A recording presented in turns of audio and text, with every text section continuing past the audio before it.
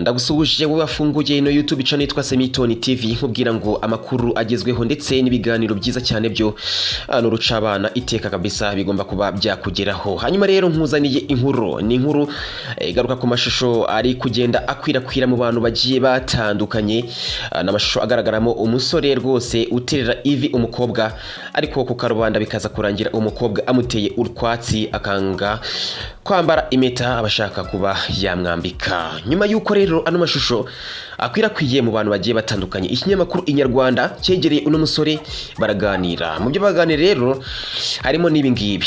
Icyambere nuko no musore ano mashusho yafashe ngo wari umukino, ariko umukino ufite ubutumwa yashakaga gutanga. Wakibaza uti nyamuneka uyu musore nubuhe butumwa yashakaga gutanga? Niba rwose kabisa warakoze subscribe, amakuru ntagucike rwose arakugeraho neza 5 kuri 5. Nge nitwa Innocent Bimenyimana Success, kubwira ngo kabisa niba utarakora subscribe bisoze maginga kugira ngo ujye ubasha kubona nandi makuru atandukanye. Mu kanya gato ndaje turambure inkuru yacu.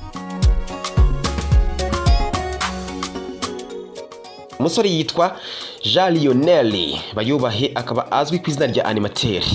Umusore rero nkuko nagiye mbibabwira mu ntangiriro, agaragara mu mashusho aterera ivi umukobwa witwa Nelly, ariko no mukobwa akaza rwose kumutera utwatsi ku karubanda, akamukoza isoni akanga kwambara impeta abagiye kumwambika.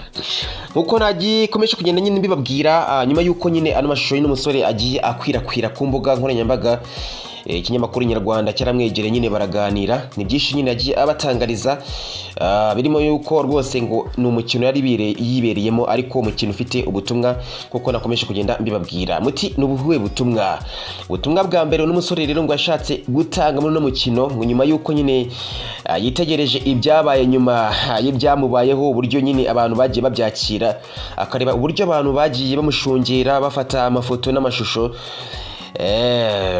Yashatse gutanga ubutumwa ngo uvuga yuko rwose ngo abantu badakwiye gushungera umuntu uri mu kaga, ahubwo rwose kuba wamwegera ukamuhoza, ukamuganiriza rwose ukamusubiza intege, nujye kumushongera nago ibyo bikwiye. Ubundi butumwa rero yashatse gutanga ngo nukwishyira mu mwanya w'umuntu uri mu kaga, ukabona umuntu kabisa ari mu kaga, ariko ntube wamwegera ngo ube wamuganiriza, ube rwose bamufasha kuva muri ako kaga. No musore rero Jean Lionel Bayubahe avuga yuko rwose ngo intego ye yagezweho, ubutumwa bwiwe rwose byamwore kuba yabutanga, cyane ko ngo amashusho yabashije kuba yakwirakwira ku bantu nkuko ikinyamakuru kigenda kivuga Inyarwanda.